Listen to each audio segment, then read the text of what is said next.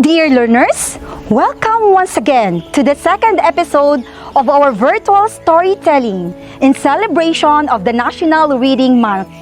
La Filipina National High School, through the Salida TV, ensures that we continue to deliver quality education despite the COVID-19 pandemic. We hope that you have fun yesterday. Today, we'll have another story.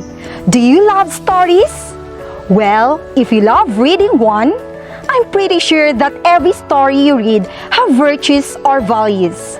Thus, every single story has a virtue in life that we can use to live. Virtue is a quality of moral goodness. In fact, we have some of these virtues in us. That is why it is easy to relate to these stories. When we were still children, our parents taught us many things, including values. What values were instilled by your parents in you? Perhaps they have taught you how to be honest.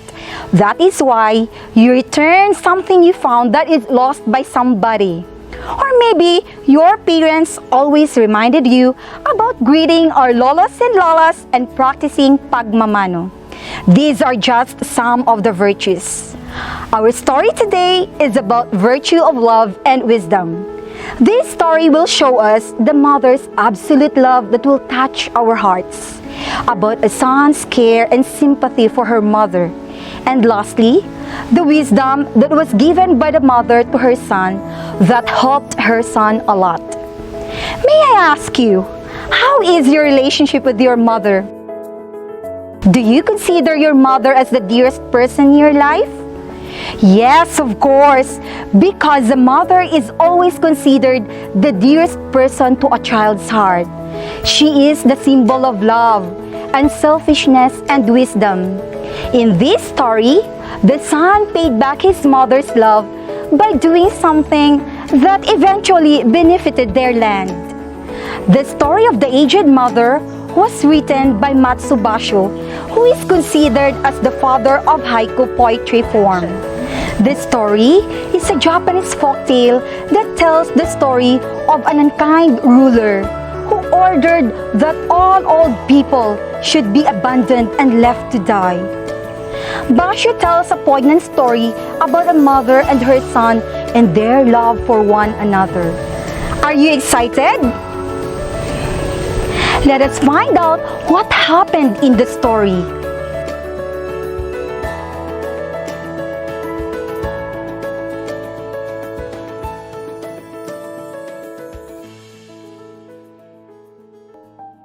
The Story of the Aged Mother.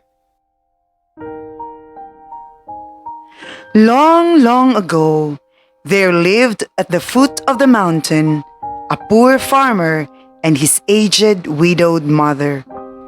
They owned a bit of land which supplied them with food, and their humble home was peaceful and happy. Shinano, the place where they live, was governed by a cruel and unfair leader who cannot stand watching people who are weak and not able to carry out heavy tasks. Because of this, he commanded that all aged people must die. During this period of time, people were not compassionate about one another, and it is a normal custom to abandon old people to die. The poor farmer loved his mother so much that the news filled his heart with sorrow. But this left him with no choice but to follow. The youth prepared for the journey, which was considered the kindest mode of death. Just at sundown, when his day's work was ended, he prepared the meal for his mother, which they brought throughout their journey. Then he lifted his helpless old mother to his back and started on his painful journey up the mountain. The road they took was difficult. This was only reached by hunters and woodcutters. But he did not stop on his way upward towards the high bare summit of what is known as Obatsuyama, the mountain of the abandoning of aged. The eyes of the old mother were clear, and she noticed the difficult path, which made her worried that his son might get lost on his return to the foot of the mountain. So, she stretched forth her hand and snapping the twigs from the bushes as they passed, she quietly dropped a handful every few steps of the way. These piles of twigs dotted the way. At last, they reached the summit. Tired and heartbroken that he would leave his mother soon, the youth gently released his mother and silently prepared a place of comfort where his mother could rest. This is the last thing he could do for his mother. Then he placed her there, and with tearful eyes and painful heart, he said his last goodbye. The trembling mother's voice was full of unselfish love. As she gave her last words, she warned his son of the dangers of the mountain and told him of the twigs she had broken on their way up as signs on his way back alone. His son was surprised of this act of love as he looked back over the path. He looked back at the hands of his mother, all scratched and soiled by their work of love. This broke his heart the more, and that made him cry.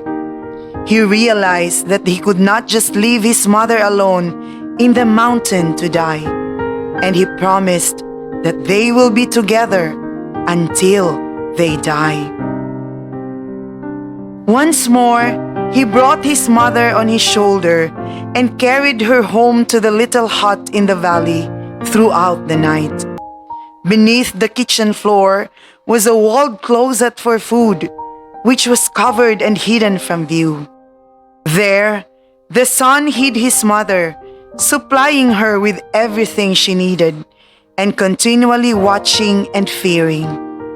Time passed, and he was beginning to feel safe, when again, the governor sent forth a messenger bearing an unreasonable order just to show that he was powerful.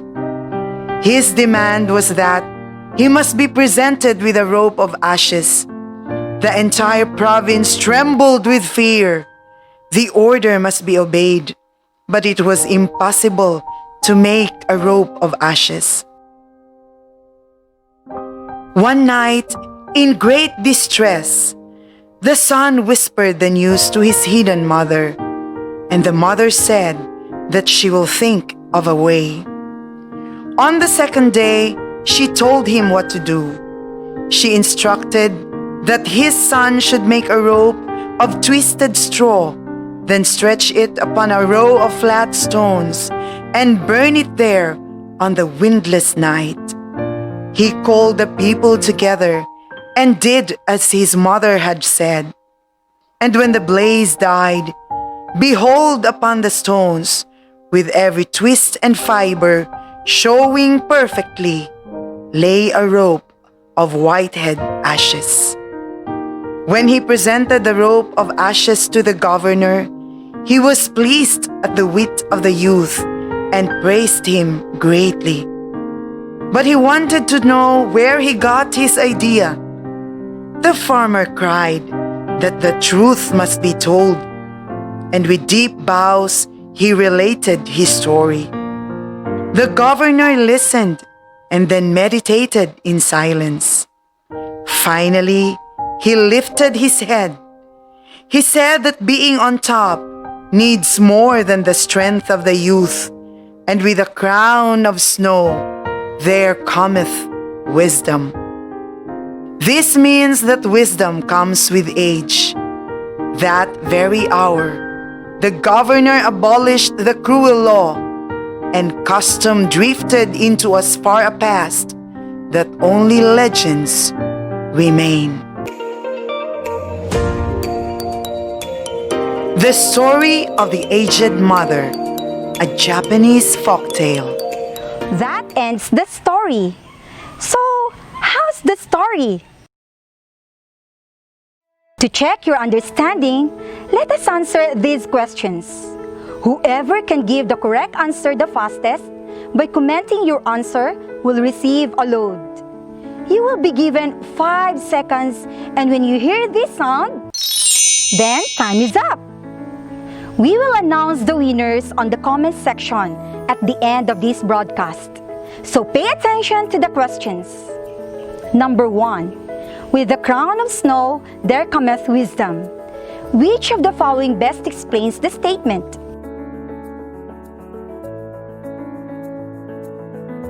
A. The most experienced persons are the leaders. B. Aged and experienced persons are full of wisdom. C. In order to become a king, one should wear a crown.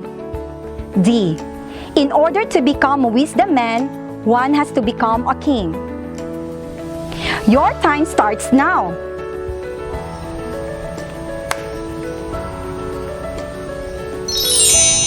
Time is up, and the answer is letter B. Number 2. If you were to judge the evil governor, what will you do to him? A. Hang him for all people to see. B. Tie him on a tree and feed him to giant ants. C. Make him attend a 40-hour seminar on love for humanity. D. Show him the goodness and usefulness of aged people and make him realize that indeed aged people are significant in the society. Your time starts now.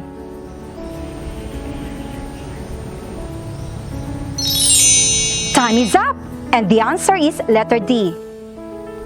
Number 3. What similarity do you see between the story and our culture as a Filipino in treating our parents? A. We are always preparing for a grand celebration when our parents will turn to 50 years old. B. We are allocating allowance to our parents as a way of showing our gratitude to them. C.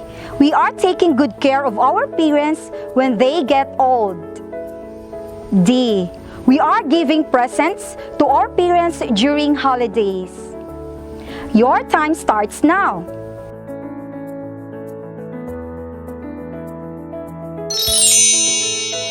Time is up, and the answer is letter C. Number 4. What do you think will happen if we kill all aged people in our community? A. We will go to jail. B. We dehumanize the community. C. We can eliminate taking good care of old people. D. We can eliminate the overpopulation problem. Your time starts now.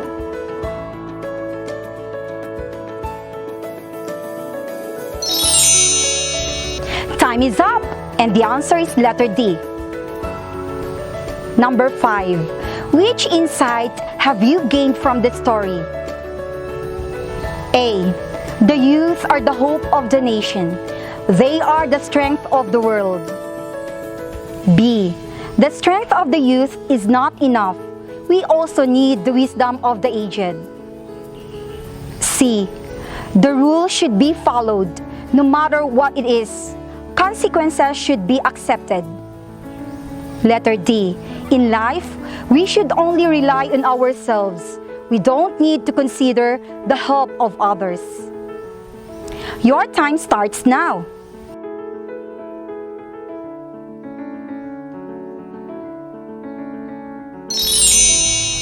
Time is up, and the answer is letter B.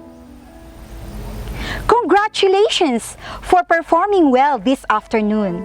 May you apply whatever lesson you learned from our story today. See you tomorrow for another story. I will leave you with this quote.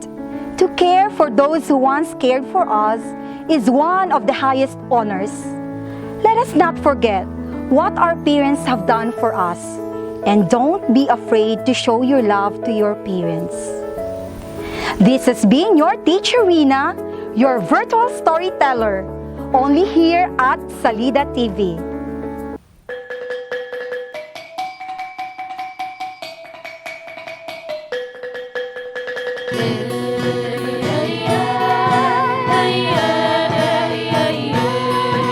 Salida ng Pilipina, ang iyong pangarap ay kikislap. Salida ng Pilipina, ang launungan ay mapagpuntan. Salida ng Pilipina, edukasyon, abot kamay. Salida ng Pilipina, ang tagumpay sa tagumpay. Mga kabataan, huwag panghinaan. Salida la Filipina ay bigyan daan. Ito ay magbibigay ng kaalaman. TV naman ngayon ang inyong paaralan. Mahirap man ang inyong sitwasyon. Tayo ay magtulungan para sa edukasyon. Bawat isa ay mayroong misyon. Matutong mabuti, maging inspirasyon. Salida ng Pilipina, ang iyong pangarap ay kikislap. Salida ng Pilipina,